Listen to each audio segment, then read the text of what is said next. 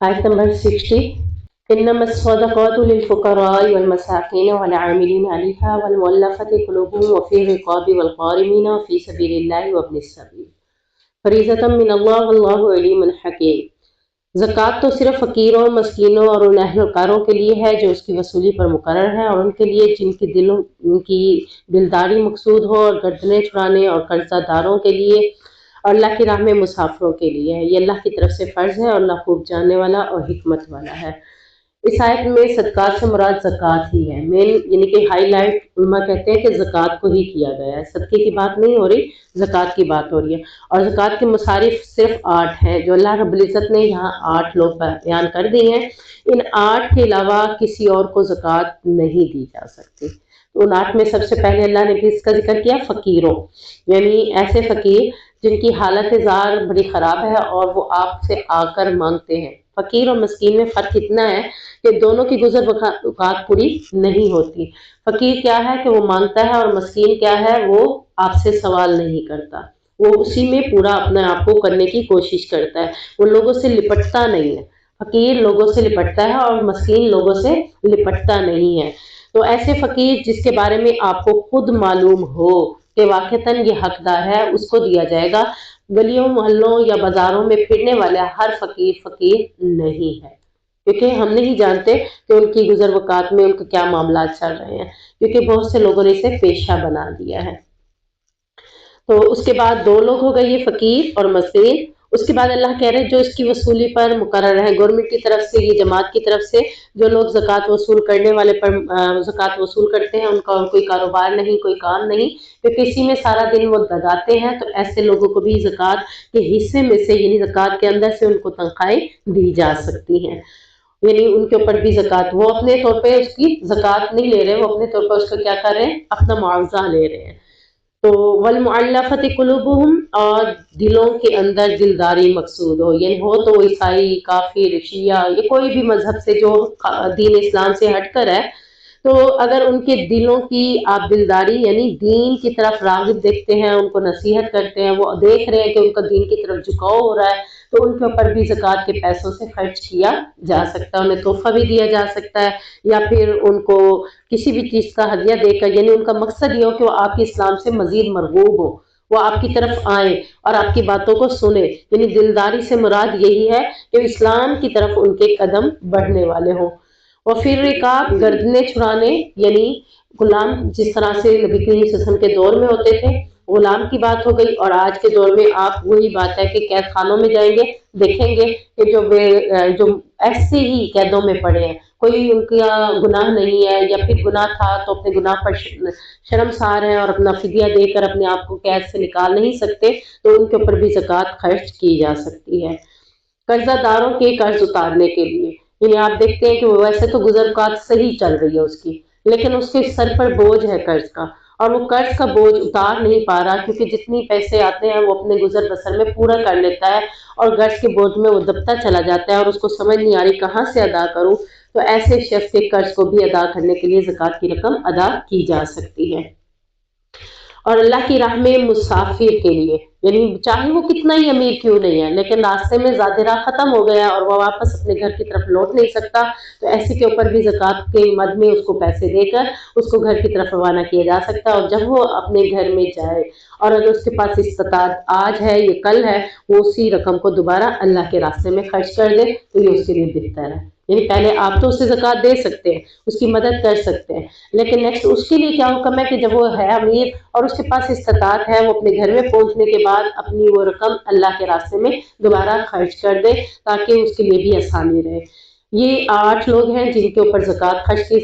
جا سکتی ہے، ان 8 کے علاوہ کسی پر بھی زکوٰۃ خرچ نہیں کی جا سکتی، یعنی ہم اس کے علاوہ بہت سے لوگوں کو زکوٰۃ کا حقدار سمجھ لیتے ہیں، تو ایسا ممکن نہیں ہے کہ وہ زکوٰۃ کے حقدار ہوں۔ ہم کہتے ہیں کہ فلاں زکوٰۃ کا حقدار ہے، فلاں کو دے دی، فلاں کو دے دی، تو علماء کہتے ہیں کہ پہلے تو یہ 8 مصارف ہیں، اگر چاہیں تو اپنی زکوٰۃ کی رقم ان 8 کو بھی آپ دے سکتے ہیں، اور چاہیں تو آپ ان 8 میں سے کسی ایک کو بھی پوری زکوٰۃ دے کر اس کی مالی معاونت اچھے طریقے سے کر سکتے ہیں، یعنی دونوں آپ کے اوپر منحصر ہے کہ آپ جیسے چاہیں کر سکتے ہیں۔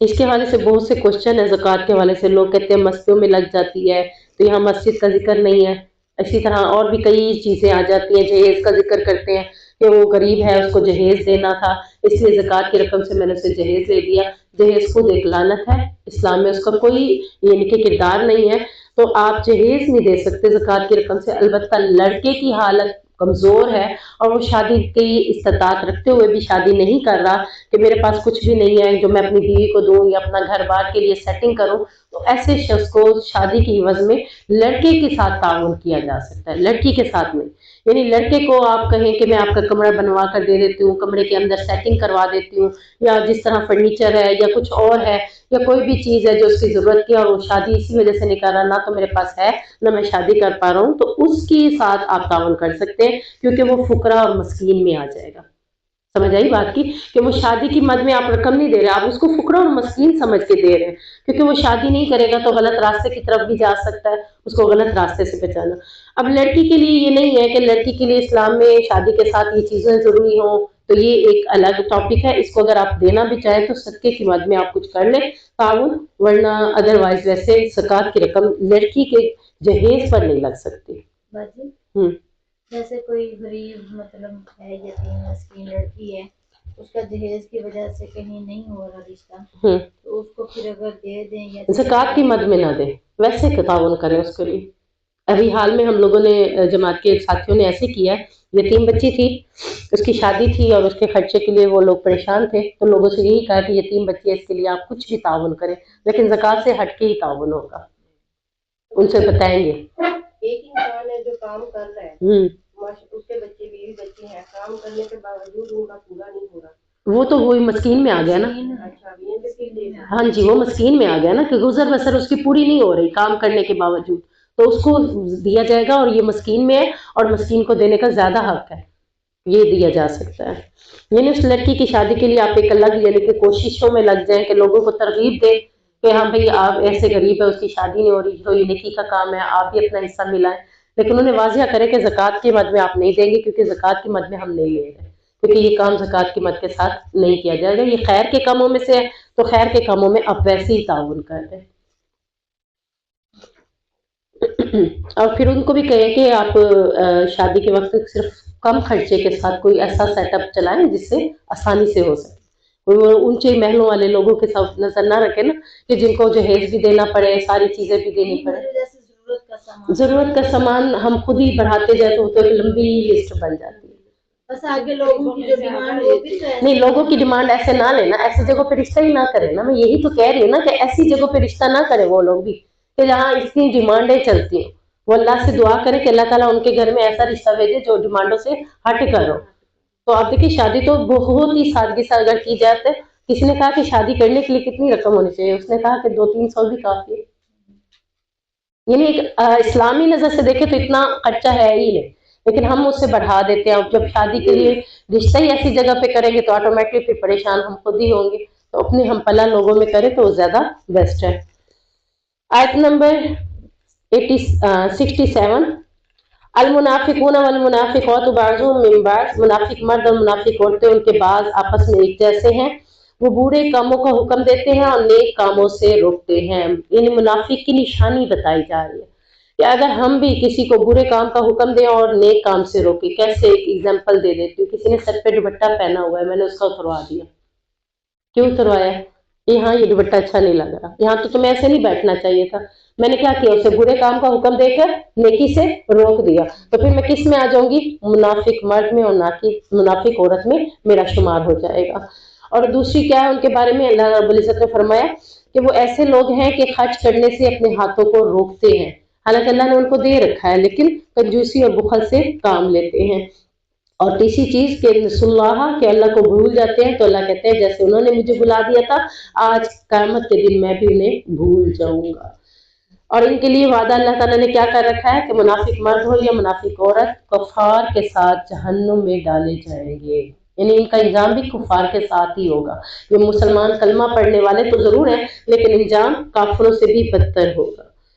اگلی آیات میں سیم اسی طرح کی آیتیں ہیں 71 میں، वल्मुमिनूना वल्मुमिनातु बाज़ुहुम औलियाउ बाज़ मोमिन मर्द हो या मोमिन औरतें उनके दोस्त आपस में एक जैसे होते हैं, यानी सोहबत उनकी एक जैसी होती है। मोमिन अगर मुनाफिक से दोस्त रखता है तो वो मोमिन नहीं है, उसके मोमिन में फर्क है, ईमान में फर्क है। तो मोमिन अपने जैसे लोगों से ही दोस्ती रखते हैं और वो लोगों को अच्छी बात का हुक्म देते हैं और बुरी बात से मना करते हैं, नमाज को कायम करते हैं, ज़कात अदा करते हैं, अल्लाह और उसके रसूल की अताअत करते हैं। अल्लाह ऐसे लोगों पर रहम करता है और इन्हीं लोगों से अल्लाह का वादा है कि अल्लाह उन्हें जन्नत में दाखिल करेगा जिसके नीचे नहरें बहती है। तो यहाँ जन्नत में जाने का एक रास्ता बताया जा रहा है, वो कौन सा है? सबसे पहला काम कि आप अपने जैसे यानी ईमान वाले लोगों से दोस्ती करें और फिर उसके बाद अच्छी बातों को, जहां भी मामला चले, जहां भी पता चले कि ये बात सही नहीं है, उसको बताएं, उसको आगाह करें कि ये अच्छी बात ये है, बुरी बात से लोगों को रोकते रहे, ये आपका फरीजा है। और उसके बाद खुद नमाज कायम करें, खुद ज़कात अदा करें, अल्लाह और उसके रसूल की अताअत करें, तो इंशाल्लाह हम जन्नत में जरूर चले जाएंगे।